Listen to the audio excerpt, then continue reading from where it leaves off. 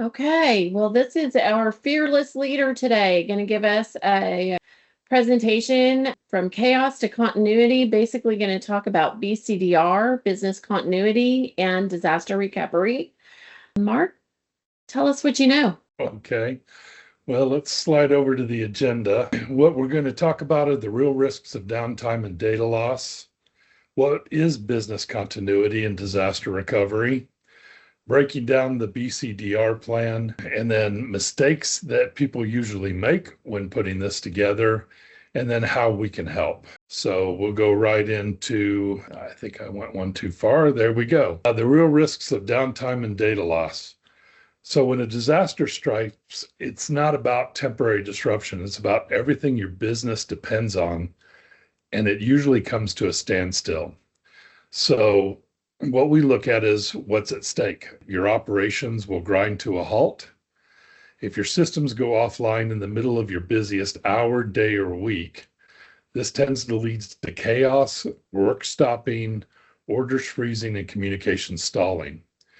And it doesn't just have to be a cyber attack. It could be a natural event. It could be a pandemic. But everything your business relies on can be instantly inaccessible. The revenue takes a hit, of course. The customer trust is shaken. So if you're in an industry, medical practice, and you can't see patients, if you're a manufacturing organization, you have deadlines, or a service industry, and you can't get your people dispatched, customers notice it very quickly. The recovery is costly and can be complex. So getting everything back online isn't as simple as flipping a switch. Replacing hardware, restoring data, and verifying system integrity, it all takes time. The biggest impact that we've seen, and we did have a customer with an outage just 3 weeks ago, is that the customer's team was left scrambling. And without a clear continuity plan, employees don't know exactly what the next steps are, and management doesn't know what to tell them to do or to wait for. Even things as simple as a calling tree are usually left without any type of a plan. So your disasters don't check your calendars. They can happen on a weekend or a holiday or during peak business hours. And that's where a BCDR comes in. The real value of a BCDR lies in planning before the crisis hits, so your impact is reduced and we can get you back operational as quickly as possible. So let's get back to that one. There we go. So what is a business continuity and disaster recovery plan? BCDR isn't a single tool or a checklist. It's a structured framework that integrates proactive planning and reactive recovery strategies all into one comprehensive system. BCDR on the business continuity side is all about maintaining operations during disruptions. It'll outline how to keep core functions running, whether it's customer service, logistics, or sales, all during a crisis. The disaster recovery part is focused on restoration, and it ensures clear steps and in what order things need to be restored based on importance and the time frame of when those are going to be done. So this is a bit of an eye chart, but internally, this is what we use for a BCDR plan. On the business continuity plan, we're looking at policies and strategies, risk management. What is the business continuity plan? And part of that is the validation and testing. On the disaster recovery side, it's information technology recovery processes, data recovery processes. Do we need an alternative site? If the worst thing happens and the building is no longer accessible, how do we get your workers back operating again? How do we get you restructured? Offsite replications, data breaching, and then to the basic level, it's your infrastructure, server, storage, network, access back to your software as a service tools. The one thing I want to go ahead, I'm sorry. Well, Mark, while we're here, you were talking about people, disaster recovery and those types of things. you're going to dive a little deeper, I guess, into the differences between like ransomware attacks and that, I'm sure. But we were at a conference recently where one of the keynotes talked about how many small businesses go under within a year of a ransomware attack. And it's probably because they don't have the continuity and the recovery planning already in place. Exactly. Ransomware is a little bit different than, let's say you had a fire in your building. With ransomware, we have insurance company to deal with and work with. We've got the local authorities, police to deal with. And then on a national level, we have to register the ransomware attack. If the insurance company determines that the ransom needs to be paid, it's got to be ensured that it's not being paid to a nation state or a terrorist organization. All of this takes time. And even if the, business continuity plan is in place, the biggest thing to do to get the insurance company giving the okay to move forward on a ransomware attack is to present the BCDR plan to them and get their approval ahead of time. We've had companies call us that have had a ransomware event, and we're not even authorized to get a recovery started for 3 or 4 days. And when you start factoring those pieces in, any hit to profitability, especially with a small business, it could have a huge impact. Rhonda, did you write down any of the statistics on downtime? Well, with the ransomware attacks, we're told that in the current year, the average downtime is about 20 days, which seems high to me. But when you talk averages, there's people that have been like really bound up, and then others that maybe had a good BCDR that were able to flow through pretty quickly. Hardware failures, we learned recently that the number they gave us was 24% of organizations experienced an outage due to hardware issues. And that's like a file server going down or not having a good backup or something of that nature. And then for network failures, it takes an average, they tell us an average of 11 plus hours to resolve a full network outage. So that's discovering, is this an internal or is it your internet service provider? Is it your firewall? Is it a switch? That type of thing. It can sometimes take up to longer than one full workday to get that resolved. Is that the type of stuff you were asking about, Mark? Absolutely. Yeah, absolutely. I couldn't remember the numbers off the top of my head. And Yeah. you do take great notes. So yeah, I mean, outages, a BCDR, the business continuance, takes into effect those short-term outages. The DR, of course, is for the disaster. So what does it take to build a BCDR plan? So the first piece is a business impact analysis. It's comprehensive. It seems like it would be very, very complex. We've put together for us, and we'll be working with our customers fourth quarter and into the first quarter, approaching every client and starting the BIA process with them. The BIA identifies business critical operations and how long you can afford to have them offline. So within a BIA, who does what within the organization? Is there a downstream flow of that data? So if Sarah does this within your organization, when she completes that, 3 other people now can start their work. We need to start mapping, the workflows. And then on top of that, what systems, what resources do they use to get that done? Is it just a PC and Word or Excel? Is it an online application, or is it a hosted application on your local servers? So BIA is basically how you get your work done, who does the work, and what do they rely on to get that. The second Or who piece do they is rely on, who do right? they rely on? Yeah, I think because you some had a companies have a third party. Yeah. You had a really good example of a company that you worked with that where your Sarah example, you called her your traffic cop or your traffic circle, Traffic where circle. everything in the organization actually had to go through the Sarah of that company. And on the surface, it looked like Sarah was just a receptionist, right? Or something like that. But there's no such thing as just a receptionist when she's actually taking the orders, she's doing the communications between the different places, she's placing the orders to the vendors and all of those things. And once if Sarah went down, the whole company was down. Even if you got everybody else taken care of, nobody could do additional work until Sarah was back up. So she's, Correct.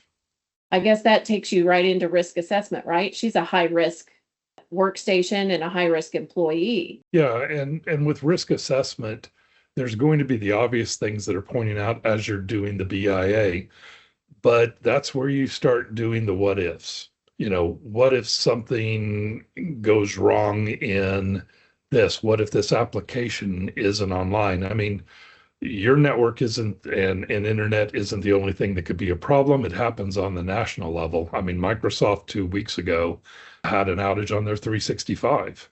And if, that happens, what's your backup strategy and plan? How do you keep things moving? If you're with a software as a service vendor and they get ransomwared and you no longer have access to their systems, what's the backup plan for that? And so as you start going through looking at cyber attacks, natural disasters, and then just the reliance pieces of it, the risk assessment starts building the framework, and then we start moving up that pyramid. The business continuity plan would be the next step. It's not a generic document. This is a living, breathing document. Every change you make to your organization needs to be updated in the business continuity plan. It's basically a tailored guide that spells out how each critical function is going under the different scenarios. How do we keep that going if this happens? If, do we, with Sarah, do we do a virtual desktop for Sarah as the traffic circle and she just logs in on another computer or even a Chromebook to the virtual desktop in the cloud? Do we have a process in where she just goes and boots Bill, who manages the pencil inventory, off of his machine and reset that up to get logged in? So the business continuity plan is very, very important, and it happens in real time on the small and the large outages that happen. From there, we're going to go to the disaster recovery plan. This plan focuses specifically on IT, and it lays out the step-to-step actions for restoring applications, server, and more importantly, the data and access to the data. From there, we have a communication plan during the crisis.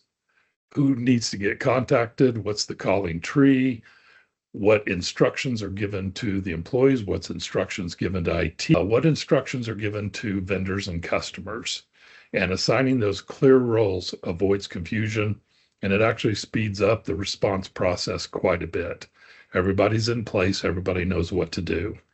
Testing and maintenance. So, I've gone into organizations, do you have a BCDR? Absolutely.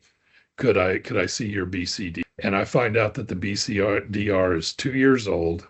It's been sitting on the shelf. It hasn't been updated, nor has it been tested. And regular drills and updates keep your BCDR strategy fresh and effective. Unless you're a high change environment, just reviewing it in a quarterly meeting or every 6 months will probably be enough. So with the BCDR framework laid out, go ahead, Rhonda. Well, I was just gonna say, you keep we made several points on, it's a continuity plan, it's a recovery plan, it's a communication plan. To me, it's reminiscent, those tornado drills we did as kids in school. If you don't know where you're supposed to go and what you're supposed to do, then it becomes chaos when an event happens. And in order to avoid that chaos, you have to do the testing. You have to have the drills. You have to know your role and responsibility. Who's going to be the line leader and make sure everybody goes out. And I like how you mentioned that you have to come back to this on a regular basis, because in 2 years, my school building could have had a whole new wing built onto it. And what used to be my closest exit is no longer the case. So we need to continually update the plan and update the testing.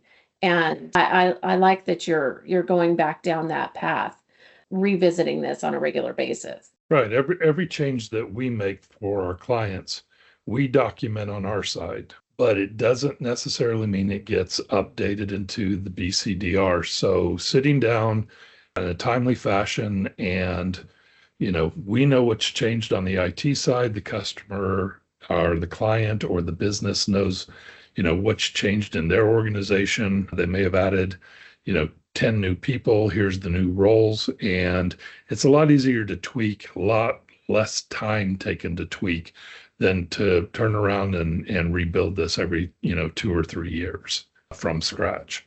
So let me move on to, there we go. Here's the big mistakes. And, we see this quite a bit out there, failing to even conduct the BIA process, business impact analysis. We had a client that was ransomwared 3 weeks ago. It bypassed, it was such a new ransomware that it bypassed all the alerts that we had. We got the alert, what was it, Rhonda? 12:40 in the morning. And Yeah, about 2 a.m. by 2 a.m. we had a team on top of it.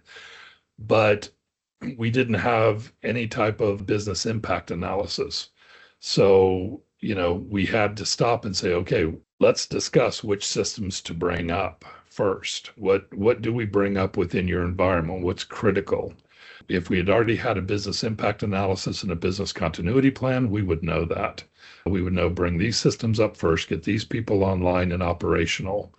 So again, I think the world has gotten a lot more dangerous, and that's why I've chartered my team that we're going to start this process with every client, fourth quarter and first quarter of next year, and have something in place. I think we had the key people back up and operational within 48 hours. And correct me on this, Rhonda, but on that outage, we had critical people up within 48 hours. We probably could have had that down to 4 to 6 hours with a good BIA. And then we had their whole facility within 2 weeks. And I think we could have gotten that down to less than a week. Would you agree with that, or am I off on my timing? I think you're a little extended on your timing, but yes, everything that we did could have been faster had we had a better, more up-to-date plan in place. Okay. The other mistake is looking at BCDR as an IT-only responsibility. The problem is we know your technology, and to a certain extent, we know how you use your technology. What we don't know is your business. We need the insight from you. And again, who does what? We can see that Sarah has a Microsoft Business Standard license. We don't know how she's using that license. What is important for her in that Microsoft subscription or And any other subscriptions.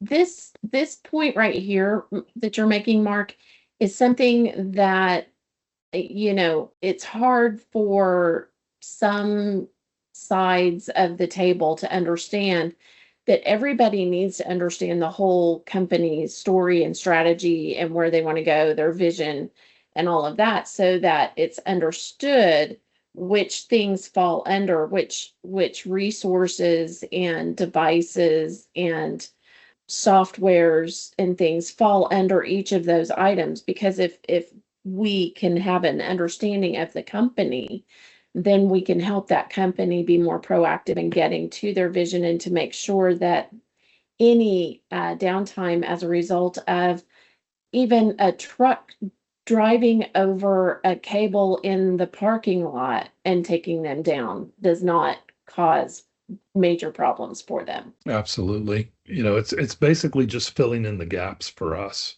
on the IT side. The next one, relying solely on backups. Networks have gotten more complex, which is why I think you said it takes 11 plus hours to get them back up.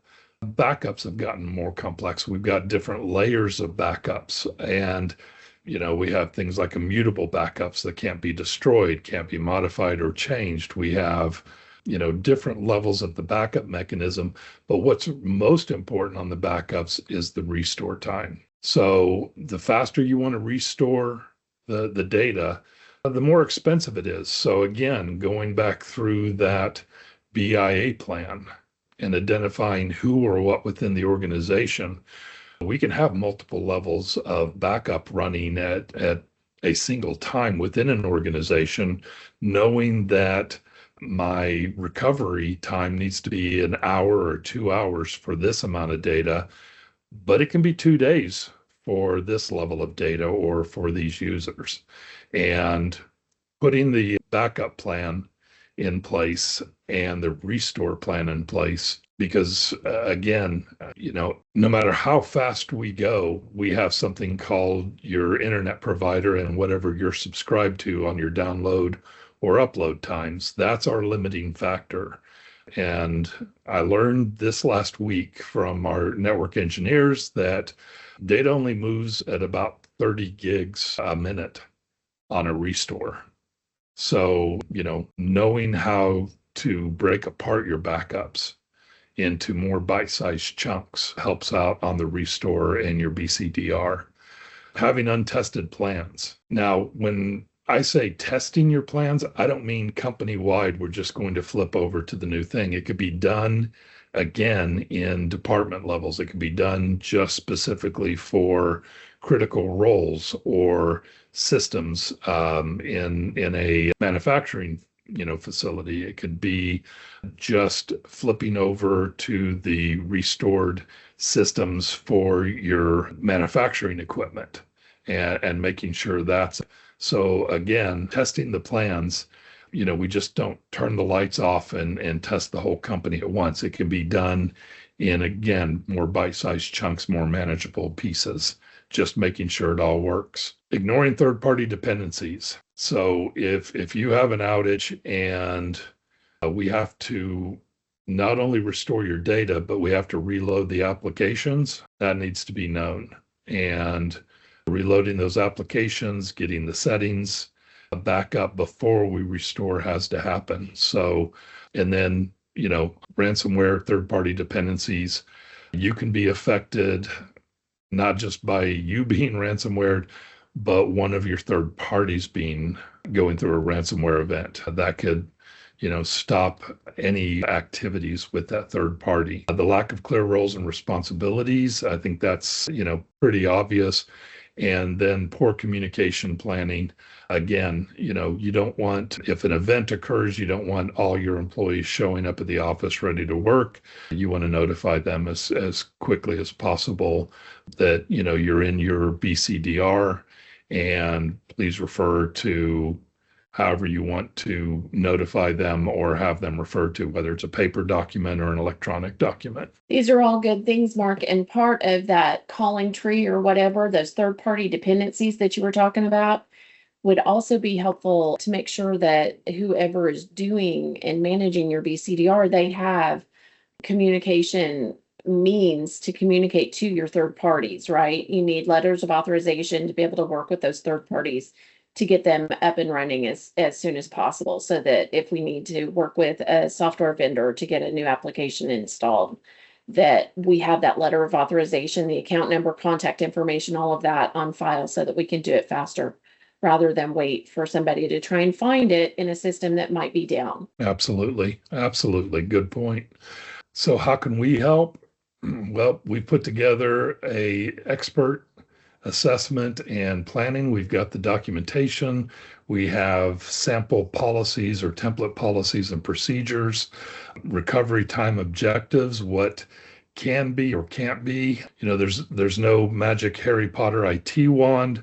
So, sometimes expectations are, well, we can actually, it shouldn't be that long to restore it. And when we come back and say, it's really going to be about 2 to 3 hours on this, we've got the experience level and again, all the different pieces, and we've got the project plan for putting together the BCDRs. For the technology implementation, we can make sure everything is under warranty. If it's not under warranty, where do we get and source parts for it? And even what is the timeline that it would take to get a unit shipped out as long as a supply chain is up and operational. In COVID season, we were seeing 4 to 6 months to get a firewall, and that's a little extreme. But depending on the firewall, the make, the manufacturer, and the type, it could be 3 days, and that's an emergency request to get that out overnight. So they're Our ongoing. timelines are still a little flaky right now, Mark, because we do have tariffs that are ongoing, offgoing, ongoing, offgoing. And so you never know how the climate just internationally could affect that as well. That is true. That is very true. I would say that, watching the order and the order processing, it's much better now, and we can usually get a hold of anything we need in a week or less. Servers, if it's a large server, if it's a small server, I would say we can still get that within a week, and that's today. Larger servers, more complex systems, they usually ship out in about 2 weeks. So part of what we're doing is, once we put a BCDR together with the client, we take care of our systems and making sure that changes that we're logging in, user adds, deletions, systems, getting replaced, and applications being used, we're documenting all of that in our knowledge base.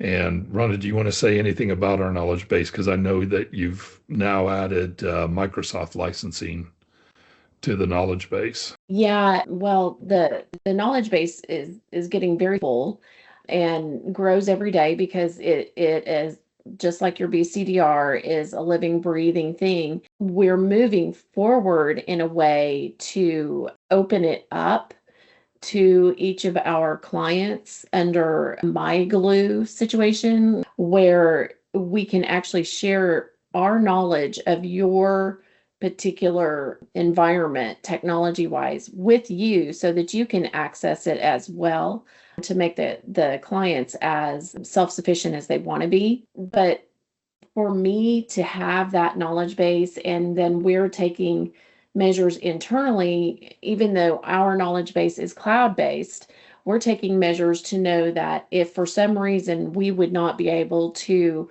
reach that over the network, over the internet, that we would be able to use it in an offline fashion as well, just to ensure that we're when we have to be up to assist the people that rely on us. The knowledge base, it's never going to be complete, right? And so you have to continually maintain it. And part of the way that we maintain it is just through our daily interactions with the people that we're working with within each of the companies, right? If something has changed each month or each quarter, when I'm able to speak to some of the key players at each company, what's changing at your company so that we can be prepared and update accordingly. Well, and I know that you've also implemented a lot of automations in that. So as something is, like a Microsoft licenses, we now have an automation that brings it into our systems and into the repository, the knowledge repository. But you're also implementing AI, and I'm really excited about some of the reports and things that, I'm seeing that we actually didn't have to do any work on. It wasn't a manual process anymore. AI took care of some of that for us. And then the MyGlue piece that you're talking about, the clients would also be able to use that repository to put their policies, procedures, and documentation in that as well? Yes. Okay, Yes. yeah. Yeah, sorry, I was just sitting here agreeing with you, but yes. And one thing I do want to mention about the AI now, yes, we are embracing AI, or we are wrapping our arms around the AI. We are not letting AI loose. We are using AI as an assistant, right? The AI is able to go in and do the analysis for us, pull reports for us, do automated workflows for us, help us manage the intelligence piece of it, but it's just an assistant that doesn't ever have to take any sick time or any time away. They're working 24/7 in order to help us and alert us and help us be more proactive in your environment. One of the biggest things I want to point out on a BCDR is once we get this done with our clients, the first recommendation I'm going to have is that we provide that plan to the insurance providers. I'm not guaranteeing that you will see a premium decrease, but that has been an experience of a few of our clients that provided their BCDRs to their insurance providers. But again, let's take cyber event. The national average is 17 cents on the dollar on payouts. And that's because the insurance company is more than happy to take your premium. And then when it comes time to pay out, all the things that you should have had that didn't, they'll just start knocking that down. With the BCDR put into place, it minimizes the downtime. It lets them know that, they're not going to have to pay 3 weeks or 3 months for your outage, that, you're going to be able to start becoming profitable again. You're going to have revenue coming in in a much faster manner, and the payouts generally don't get discounted. So again, I'm not an insurance guy. I just work with them, and the more I work with them, the more I'm learning on the ins and outs of what they pay on and what they factor as a risk. So, and we can work with your insurance. I don't know who's on here. I know some of our clients are on, some non-clients, and then some companies that we work with that have their own internal IT teams.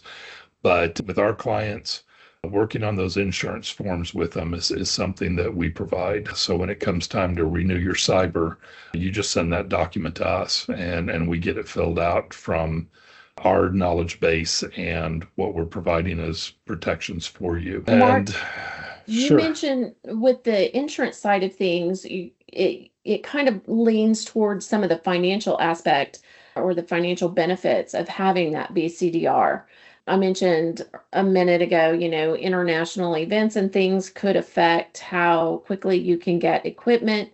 Well, we're seeing the economy change a bit nationally, and for any small businesses that may be renewing loans or being Lines of reevaluated with their credit. banks, their lines of credit, they're going to be asking them for their BCDRs. Is that not right? Seen I'm seeing that? an uptick on that. Yeah, it started. I think the first client was an oil and gas client, and they were renewing not a large line of credit. They had much larger ones, but it was a renewal on a small line of credit that they had. And the bank actually came in and wanted to know what their cyber stance was for, ransomware and other events in the cyber technology space, but they also wanted to know what their BCDR was, and they're starting to assess that as risk. So yeah, like I said, the first one came over from an oil and gas company, but I've seen quite a few since then, or I've had a lot of clients calling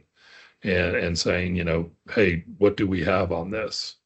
And we're just going to go ahead and formalize it with all of our clients. Okay. Yeah. What else did we have? I haven't seen any questions come in so far, but we are definitely open for that. I did want to mention that where we just were kind of flows into what we're about to do, and that is November is going to be focused a lot on your technology budgets and your cyber readiness. And so those things kind of flow back into what we were just talking about with this BCDR and making sure that you're prepared to continue and do what needs to be done every day, whether you're at your desk or whether you're at another location to work with the companies. And will we be reaching out? Are you going to reach out directly, Mark? How should people expect to hear from us on our normal client list? I think we're just going to start scheduling a review, end of year review, beginning of year review, and come in with, performance documents, our performance, what we're seeing within the client environments,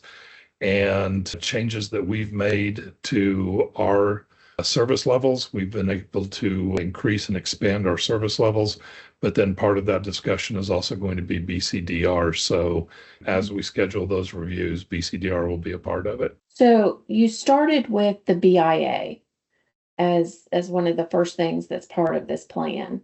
About how long do you think it would take to put just a general, not a super detailed BIA together for a small to medium sized business? And this is going to sound funny, but it depends on how well the customer knows how they get things done internally.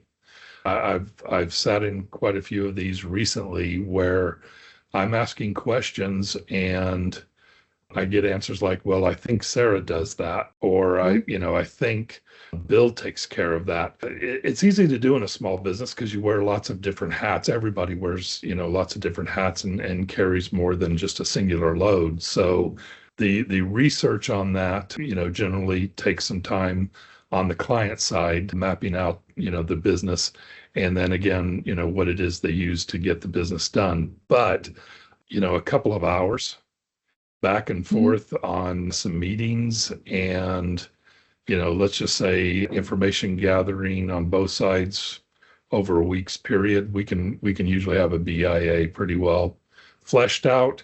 The basic structure of the BIA, a couple of hour meetings. Okay. Yeah, 1 hour meetings. And we can have the baseline of a BIA started. And the point, I think, when you're doing a baseline or something like that, is just to get your basics out there, right? We're not going to have it perfect. And you've mentioned on every one of these steps, it's a growing, living document, the whole process and plan. And so if you can get 80% of it on paper, then you're better off than not having any of it on paper, right? Absolutely. And, the thing to also look at is on the, recovery side or the lowering of risks, there's budgets. I think I had a client one time, say to me, I want 99.99% uptime. Well, that's less than 4 hours in a year. And, I hope you have the budget to build redundancies in just everything that you do within your organization. And of course you don't. So doing it in a reasonable budget is also a factor on this because, it can get expensive, it can get out of hand. But with a reasonable budget and a good plan, recovery time can be pretty quick. We had I believe a server go down on a client site yesterday, and we had built the criticality of those systems and determined what the criticality of those systems are, and actually had that data and systems back up and running on a secondary box within an hour. So, once we determined what the problem was, we flowed over and actually had them fully operational again within an hour within their own site. So, and that was just using an additional resource on the backup systems. Mhm. So we didn't actually have to restore anything. We had an on-site appliance also backing up into the cloud, but we had an on-site appliance that we just made the primary system and had them back up and operational. So So we took the failover and made it the primary while we worked on the primary. correct. Yeah.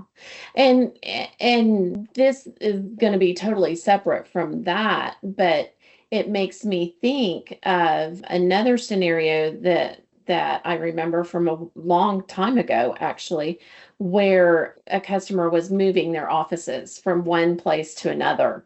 And something that seemed like it would be so easy, just pick up the devices and move them to the new location. Suddenly, all of their devices were no longer wanting to spin up when they got to the new place because those devices were no longer in the age of the devices or whatever they were, where they had been using those for access and such. And it makes me just want to say, if you're planning a move, let's do it together.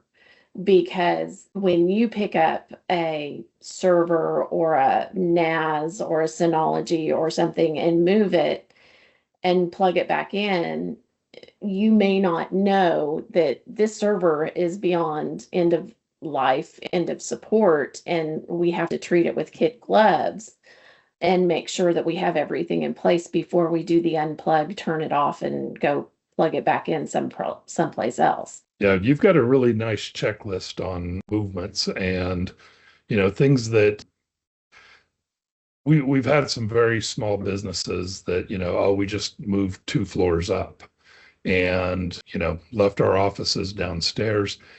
There's things they don't know, like, well, we had a dedicated IP on that internet provider, and we were using that to, tie you into your specific software that you were using, and they didn't know to ask. And so, yeah, you know, BCDR just doesn't have to be a disaster. It can be just everyday normal things. Yeah. And having I'm a plan for out that. trying to clean up my server room, and I wanted to just move this battery backup off of this and over to there. And yeah, that can cause us days worth of problems for Yep. both sides. So, and we become the trauma room, right? I don't think it's what we live for, but I do know that I've seen my guys, our team, just scramble to take care of that emergency situation. And I'm really proud of the way that they take care of everybody, and they really put their skin into the game for each of the customers. Well, I'm not seeing any questions, and there was nothing in the chat. And you said next month's is on budgeting, I believe.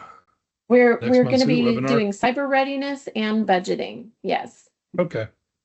Okay. All right. Well, let's go ahead and call it for today. I think we have figured out how to get everybody their certificate for joining us for this little bit of lunch and learn. So you'll be getting that by the end of the week. And we want to thank you all for joining us today. Thank you, everyone. Bye-bye.